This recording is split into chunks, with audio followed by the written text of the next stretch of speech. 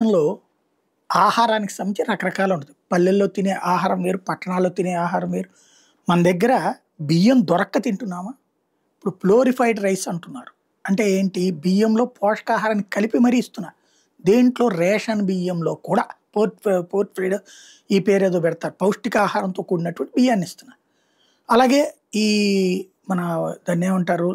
హాస్టల్స్‌లో వీటిట్లో గూడా అదే పెడుతున్నారు. మనకు రాష్ట్రంలో అయితే సన్న బియ్యంతో భోజనాలు కూడా లోకేష్ వచ్చిన తర్వాతన ఏర్పాటు చేసుకొచ్చారు. అంటే ఇక్కడ ఆహ్, పోషకాహారంతో కూడింది మనం లేని వాటిని సప్లిమెంట్స్ ఇస్తున్నాం. అట్లాగే ఆహారంలో ఇప్పుడు ఎవరు తింటలేదయ్యా అంటే, తినడానికి ఆ బియ్యం ఉండి, కొనగల స్తోమతుండి, ఇదేం తింటాంలే పిజ్జా తిందాం, బర్గర్ తిందాం, లేకపోతే గనక ఆహ్, స్విగ్గీలో, జొమాటోలో వచ్చేటటువంటి స్పెషల్ ఆఫర్స్ తిందాం అనుకునేవాడు తింటలేదు. వాడికి ఆహారం విలువ తెలుసు, ఆహారంలో ఉన్న పోషకాల విలువ తెలుసు, అన్నీ తెలుసు.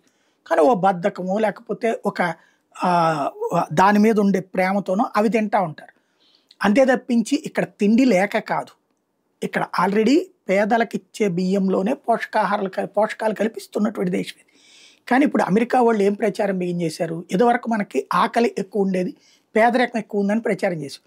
ఇప్పుడు అది పోయి ఐక్యరాజ్య సమితి ఇచ్చిన నివేదిక ప్రకారం భారతదేశంలో పేదరికం రేటు దాదాపు 10% మాత్రమే ఉంది. మిగతాదంతా కూడా ఇదే మధ్య తరగతికి లేదా ఎగువ మధ్య తరగతికి చేరిపోయారన్నట్టు తెలిసింది. ఇప్పుడు వీళ్ళేం ప్రచారం చేస్తున్నారంటే 40% మందికి పోషకాహారం లేక అల్లాడిపోతున్నారు. అంటే ఏంటి అప్పుడు? అమెరికా వాళ్ళ ప్రొడక్ట్స్ తీసుకొచ్చి ఈ దేశం మీద రుద్దాలి. ఇది వీళ్ళ ఎత్తుగడ.